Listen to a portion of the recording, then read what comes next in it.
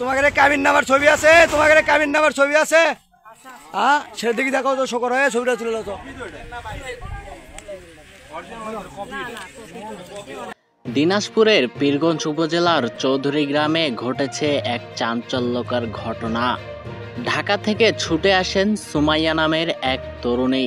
তার দাবি 7 মাস আগে রাসেল নামের এক যুবক তাকে 8 লক্ষ টাকা কাবিনে বিয়ে করেছেন। ওটা কি কপিটা? কপি কাবিন নামার কপি ওটা মহনা করতে বান্ধা আছে, মহনা করতে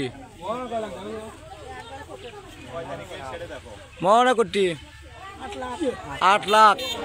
সুমাইয়ার হাতে কাবিননামা ও সাক্ষী সহ সব প্রমাণ রয়েছে। তিনি জানান রাসেল তাকে স্ত্রী হিসাবে মেনে নিচ্ছেন না এবং সংসার করতে অস্বীকার করছেন। ঘটনার দিন রাসেল তার বাড়ির গেট লাগিয়ে ঘরের ভেতর বসে থাকেন। এদিকে সুমাইয়া বাইক থেকে নেমে গেট ধাক্কাতে থাকেন এবং স্বামীর সঙ্গে দেখা করার জন্য জোর দাবি জানান। এ সময় গ্রামের অসংখ্য মানুষ ঘটনাস্থলে ভিড় করেন, কিন্তু কেউই মেয়েটিকে ঘরে ঢুকতে সাহায্য করেননি। এলে কি কথা সত্যি? আপনারা দিল্লা করতে এলে কি সত্যি কথা? কতক্ষণ নাকি আপনারা যদি সাংবাদিক এসে কথা, তাহলে আপনারা কি করবেন? এটা কি সত্যি? এটা কি সত্যি? এটা কি সত্যি বিষয়? না কথা বলা লাগবে, এটা কি সত্যি? হ্যাঁ।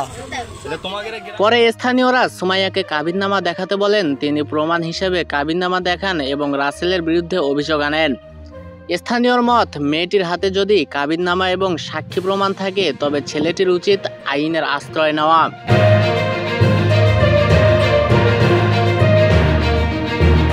সিএনটি বাংলার মন্তব্য, এ ধরনের ঘটনা সমাজে নানা প্রশ্নের জন্ম দিচ্ছে।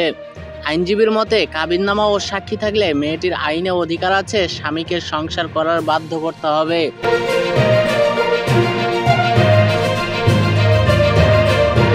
আতিক আহমেদ, সিএনটি বাংলা।